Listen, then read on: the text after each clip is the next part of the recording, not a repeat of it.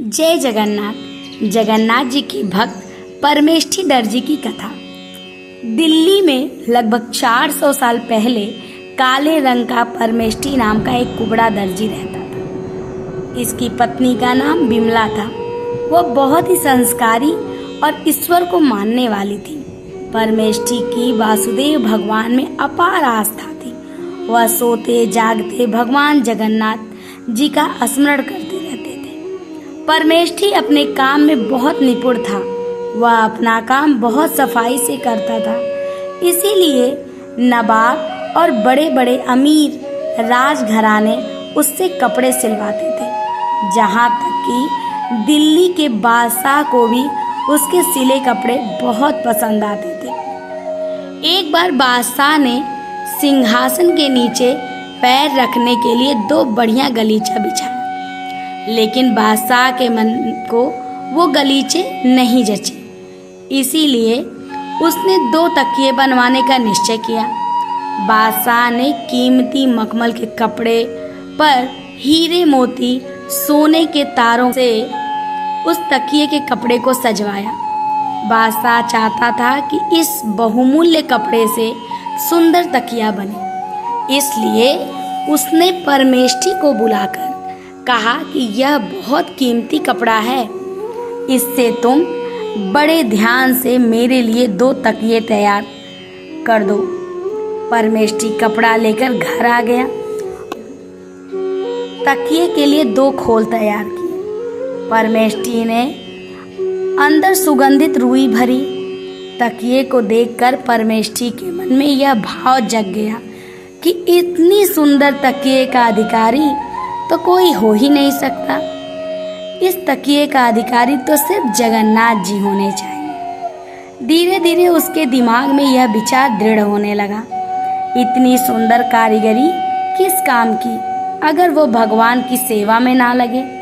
लेकिन यह तकिया तो बादशाह के हैं। उसके मन में असमंजस ने रूप ले लिया। परमेष्ठी को ध्यान ही नहीं रहा कि वह कहाँ है, क्या कर रहा है। उस समय जगन्नाथ रथ यात्रा महोत्सव शुरू हो रही थी। परमेष्ठी एक बार जगन्नाथ जी की रथ यात्रा का महोत्सव देखा था। परमेष्ठी आज भी भाववेश में जैसे रथ यात्रा महोत्सव का प्रत्यक्ष दर्शन करने लगा। परमेष्ठी देख रहे हैं कि जगन्नाथ जी रथ पर विराजमान हो रहे हैं और हजारों की संख्या में उनके भक्त रथ की रस्सी पकड़कर खड़े हैं। चारों ओर जगन्नाथ जी के जयकारे गूंज रहे हैं। जगन्नाथ जी के भक्त कीर्तन कर रहे हैं और भाव वेश में नृत्य कर रहे हैं। जगन्नाथ जी के सेवक जगन्नाथ जी को एक वस्त्र से दूसरे वस्त्र में पधरा रहे हैं। परमेष्ठी भाववश में देखता है कि जगन्नाथ जी के नीचे बिछाया गया वस्त्र फट गया है। उसी समय एक पुजारी दूसरा वस्त्र लेने मंदिर की ओर दौड़े, लेकिन परमेष्ठी ने शीघ्रता से 2 तकियों में से एक तकिया जगन्नाथ जी को अर्पण कर दिया। जगन्नाथ जी ने परमेष्ठी का तकिया स्वीकार कर लिया। दर्जी भाव विभोर होकर नाचने लगा। परमेष्ठी स्वप्न नहीं देख रहे थे, बल्कि सचमुच पुजारी ने देखा कि जगन्नाथ जी के नीचे का वस्त्र फट गया है। किसी भक्त ने जगन्नाथ जी को रत्न जड़ित तकिया भेंट किया है। जैसे ही परमेष्ठी दर्जी को चेतना आई, उन्हें दिव्य अनुभूति हो रही थी कि जगन्नाथ जी ने उनका तकिया स्वीकार कर लिया है। लेकिन उसी क्षण ध्यान आया कि यह तकिया तो बादशाह के थे, लेकिन जगन्नाथ जी को अर्पण किए तकिए की उसे इतनी खुशी थी कि मृत्यु का भय भी उसे नहीं सता रहा था। उसी समय बादशाह के सैनिक उसे दोनों तकिया लेकर आने को बोले। परमेष्ठी एक ही तकिया लेकर बादशाह के पास पहुंच गए। उसके सिले हुए तकिए को देखकर बादशाह बहुत खुश हुआ। उसने दूसरे तकिए के बारे में पूछा, कि दूसरा तकिया कहाँ है। परमेष्ठी ने बिना भय किए बोल दिया कि वह जगन्नाथ जी ने स्वीकार कर लिया। बादशाह को पहले तो लगा कि परमेष्ठी परिहास कर रहा है, क्योंकि जगन्नाथ तो जहाँ से बहुत दूर है। इतनी जल्दी यह तकिया वहाँ कैसे स्वीकार हो सकती है। परंतु जब उसने बार बार एक ही जवाब दिया तो बादशाह ने क्रोधित होकर उसे जेल में डाल दिया। जेल में भी वह जगन्नाथ जी का ही स्मरण कर रहा था। रात्रि को जगन्नाथ जी ने उसे दर्शन दिए। उसकी हथकड़ी टूट गई।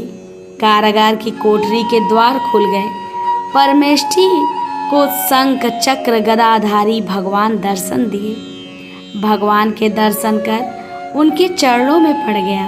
भगवान परमेष्ठी से कहने लगे कि इस संसार में कोई भी इतना बलवान नहीं है कि कोई मेरे भक्त को कष्ट दे सके। भगवान उसे बंधन मुक्त करके अंतर ध्यान हो गए।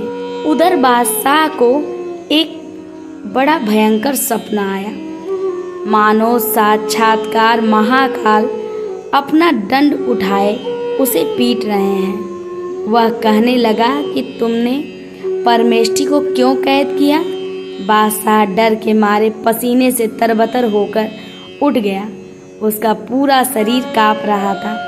उसका बदन दर्द कर रहा था। शरीर पर चोट के निशान नजर आ रहे थे। सवेरा होते ही उसने मंत्रियों को अपने स्वप्न के बारे में बताया। तुरंत ही परमेष्ठी से मिलने कैद खाने पहुंच गए। परमेष्ठी ध्यान मग्न बैठा था। उसकी हथकड़ी टूट गई थी। उसके शरीर से आलव की प्रकाश निकल रहा था। ध्यान टूटने पर वह व्याकुल होकर रोने लगा। बादशाह ने परमेष्ठी दर्जी से हाथ जोड़कर क्षमा मांगी और उसे सुसज्जित हाथी पर बिठाकर गाजे बाजे के साथ शहर में ले आया। चारों ओर दर्जी की जय जयकार होने लगी। परमेष्ठी को यह प्रसिद्धि बिल्कुल नहीं भा रही थी। वह दिल्ली छोड़कर कहीं दूर चले गए और पूरा जीवन भगवान के पूजन में व्यतीत कर दिया। जय जगन्नाथ।